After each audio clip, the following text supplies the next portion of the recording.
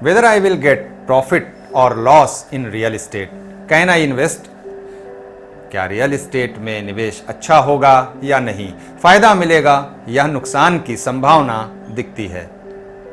बहुत से लोगों ने ऐसा सवाल मुझसे किया है कमेंट के माध्यम से, व्हाट्सएप में। तो सवाल तो बहुत छोटा सा है और बहुत आम सवाल है ये, क्योंकि अधिकतर लोग जो है वो आज के समय में रियल एस्टेट में निवेश करके मोटा पैसा बनाना चाहते हैं। तो आज की वीडियो में जन्म कुंडली के माध्यम से इसे कैसे देखा जा सकता है, इसे हम देखेंगे। और यदि आप अपने कुंडली में, अपने बर्थ चार्ट में इसे देखना चाहें तो अपने अपने चार्ट को निकाल लीजिए और आगे हम इसमें एक बर्थ चार्ट की रीडिंग भी करेंगे और उसमें समझने का प्रयत्न करेंगे कि कैसे हम इसे अपने चार्ट में देख सकते हैं, यानी आप अपने घर बैठे देख सकते हैं। इसके अलावा आप लोग कमेंट करने में थोड़ा सा जो है संकोच करते हैं, तो कृपया कमेंट ज़रूर करें। कमेंट के माध्यम से अपने क्वेश्चन ज़रूर लिखें। और यदि आपको कोई दिक्कत हो, आप अपना पर्सनल बर्थ चार्ट रीडिंग कराना चाहते हैं तो उसके लिए भी आप नीचे व्हाट्सएप नंबर है, उसमें संपर्क कर सकते हैं। तो चलिए वीडियो को शुरू करते हैं। नमस्कार मित्रों, मैं सर्वेश केसरवानी आप सभी का इस वीडियो में स्वागत करता हूं। अपने सभी गुरुओं को सादर नमन करता हूं, उनका आशीर्वाद यूं ही बना रहे ऐसी कामना करता हूं। आप सभी सब्सक्राइबर को, एक एक सब्सक्राइबर को मैं दिल से धन्यवाद देता हूं। मित्रों, रियल एस्टेट यानी कि हमारा जो चौथा भाव है किसी भी बर्थ चार्ट का, अगर हम इस चार्ट को लें तो यहाँ पर हमारा जो चौथा भाव है वो हमारा रियल एस्टेट का भाव होता है। और रियल एस्टेट के लिए हम जिन ग्रहों को देखते हैं उनमें हमारे दो ग्रह प्रमुख आते हैं, शनि और मंगल, यानी सैटर्न और मार्स। तो कुछ हद तक जो है हम इसमें जुपिटर को भी, यानी गुरु को भी कंसीडर करते हैं, लेकिन जो है वो कैसे करते हैं वो आगे फिर कभी किसी वीडियो में बात करेंगे, क्योंकि ग्रहों पर अगर हम चर्चा करेंगे तो फिर वीडियो बहुत लंबी हो जाएगी। इसलिए आज हम अपने पॉइंट पर ही आ जाते हैं कि अगर हम जो है रियल एस्टेट की बात कर रहे हैं तो हम यहीं पर रुकें थोड़ी देर। तो जो हमारा निवेश आता है वो हमारा 12th हाउस से आता है। और जो है जो यहाँ पर जो है अगर कोई समस्या किसी भी प्रकार की अगर हमें 12th हाउस में दिखती है तो जो है हमारा निवेश थोड़ा सा प्रॉब्लम में आ सकता है। तो इसे आप अपने बर्थ चार्ट में ज़रूर देख लें। अब यदि आपका 12th हाउस बढ़िया है, अच्छा है, उसमें किसी भी प्रकार की कोई दिक्कत नहीं है, कोई समस्या नहीं है, तो आपका निवेश आपको पूरा फायदा दे करके जाएगा। अब लाभ की बात कर लेते हैं कि यदि हम लाभ भाव की बात कर लें तो लाभ भाव में भाई हमारा जो 11वां भाव है ये लाभ भाव है। अब यहाँ पर हमें कोई भी समस्या अगर दिखती है तो यहाँ पर क्या होगा, इसको भी एक कैलकुलेट करते हैं कि भाई आपने निवेश किया, निवेश का घर अच्छा है, आपने निवेश तो कर दिया, लेकिन क्या उस निवेश से हमें लाभ मिलेगा या हम जो है लाभ मिलने में प्रॉब्लम्स आएंगी या हमें लाभ मिलेगा ही नहीं। तो इसको बताता है हमारा 11वां भाव। तो अगर आपका 11वां भाव अच्छा है, सही है, तो वहाँ पे आप लाभ जो है अपने निवेश से कमा सकते हैं और उसमें जो है अच्छा प्रॉफिट बना सकते हैं। अब चूँकि हम निवेश की बात कर रहे हैं, फाइनेंस की बात कर रहे हैं, तो हमारे लिए इसे भी देखना ज़रूरी है कि हमारा फाइनेंस का हाउस, जो हमारा 2nd हाउस है, वो कितना स्ट्रॉन्ग है। क्योंकि अगर फाइनेंस नहीं होगा या उसमें कोई समस्या होगी तो आप निवेश कहाँ से करेंगे, क्योंकि निवेश करने के लिए आपके पास होगा तो ही आप निवेश करेंगे ना। तो अगर हमारा 2nd हाउस में कोई समस्या दिख रही है तो आप कैसे निवेश कर लेंगे। तो निवेश करने के लिए आपका 2nd हाउस अच्छा होना चाहिए, क्योंकि हमारे एक्यूमुलेशन का भी हाउस है। तो यहाँ पर जो है हमारा जो हमने अभी तक वेल्थ क्रिएट की है, हमने वेल्थ बनाई है, तो वो हम प्रॉपर्टी में या रियल एस्टेट में या किसी भी बनी बनाई कंस्ट्रक्टेड जो प्रॉपर्टी है उसमें हम अगर निवेश करते हैं या फिर हम किसी अन्य माध्यम से भी रियल एस्टेट में हम अपना पैसा लगाते हैं, अपना जो है वैल्यू लगाते हैं, तो यहाँ पर जो है हमारे लिए 2nd हाउस की इम्पोर्टेंस सबसे ज़्यादा हो जाती है। और यही 2nd हाउस हमारा जो है निवेश का भाव भी आता है।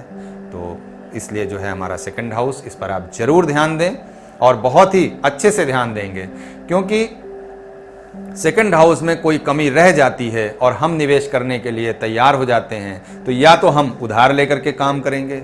जो हमारा 6th हाउस है, हमारा 8th हाउस है, ये हमारे जो है ऋण को बताता है अदर्स मनी को बताता है, तो वहाँ पर जो है हमें इसकी ज़रूरत फिर पड़ेगी। और अब अगर आपका यहाँ पे आपने ऋण ले लिया, कर्ज ले लिया किसी से, और अगर आपका 11th हाउस किसी भी तरीके से समस्या में है, तो यहाँ पर आपका जो 11th हाउस प्रॉब्लम में है, तो निवेश तो आपका अच्छा जाएगा, लेकिन जो है उस निवेश से आपको जो प्रॉफिट बनना चाहिए वो प्रॉफिट नहीं बन पाएगा। और समस्या क्या होगी कि आपका लोन जो है वो तो पैसा आपका जो है उसमें ब्याज बढ़ता जाएगा, और आपको जो फ़ायदा मिलना है उसकी जगह आपको फ़ायदा ना मिल करके या तो पैसा वहीं का वहीं रहेगा, और अगर ज़्यादा समस्या है 11th हाउस में तो आपको पैसे जो हैं वो, यानी जो वैल्यू है उसकी रियल इस्टेट की, वो भी आपको कम होते हुए दिखेगी।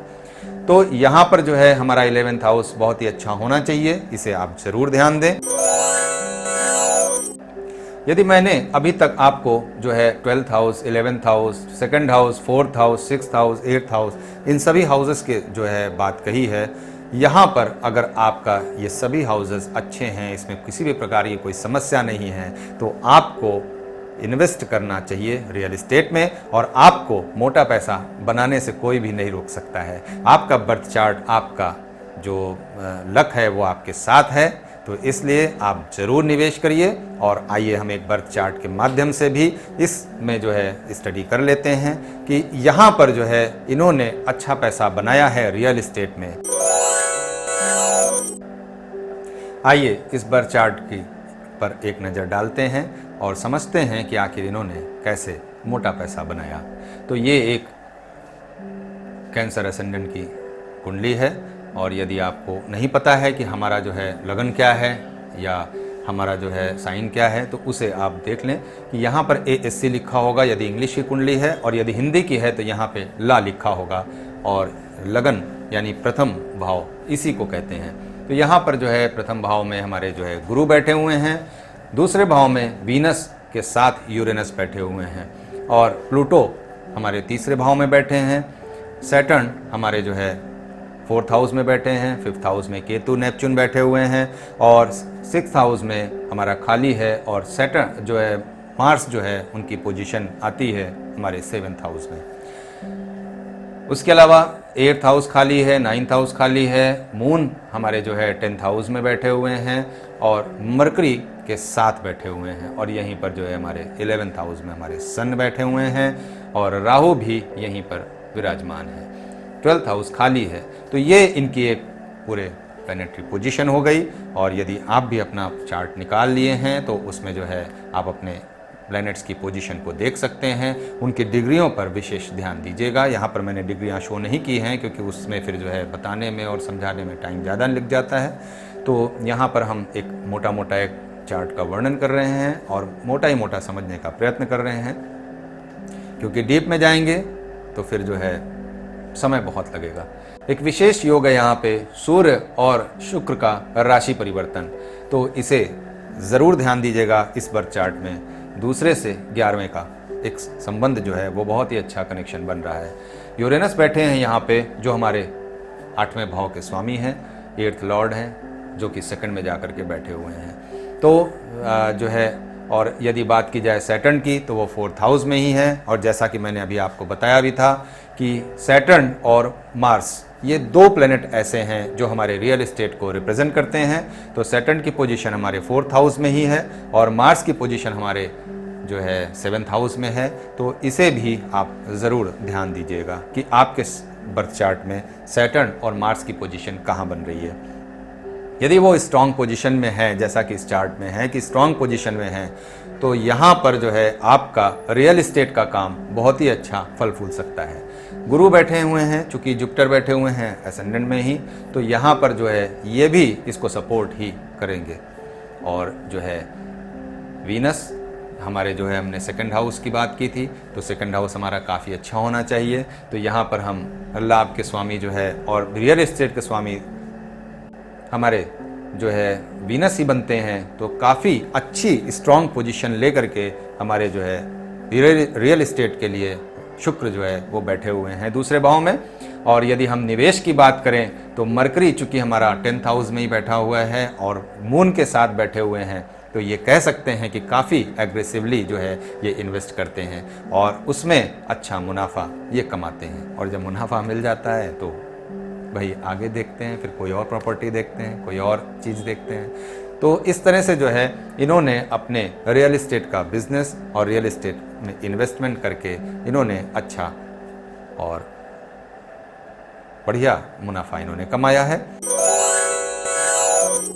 इसके अलावा यदि आप जो है मेरे कई वीडियो को देख चुके हैं, यदि नहीं देखा है तो ज़रूर देखिएगा। मैं अपनी अधिकतर वीडियो में एक बात पर विशेष ध्यान देता हूं कि इस पूरे चार्ट में प्लैनेट कहीं भी बैठे हों, कैसी भी स्थिति में बैठे हों, उनमें जब भी आप चार्ट देखें तो उसमें अपना एलिमेंट ज़रूर ध्यान दें। यदि आपने एलिमेंट को पकड़ लिया तो बहुत ही अच्छी तरीके से आप चार्ट पर जो है उसकी भी पकड़ आपकी मजबूत बन जाएगी। तो यदि आपने एलिमेंट को देख लिया, यानी आपका जो तत्व है उसके आधार पर अगर आपने चार्ट को देखा, तो ये आपके लिए बहुत ही अच्छा जो है रिजल्ट निकाल करके लेकर के आएगा। और काफ़ी एग्रेसिवली इन्वेस्ट करते हैं ये। इसे भी हम किसी भी तरीके से अगर समझना चाहें तो वो हम एलिमेंट के माध्यम से इसे समझ सकते हैं। और इनके अंदर एक स्टेबिलिटी भी बहुत बनी रहती है।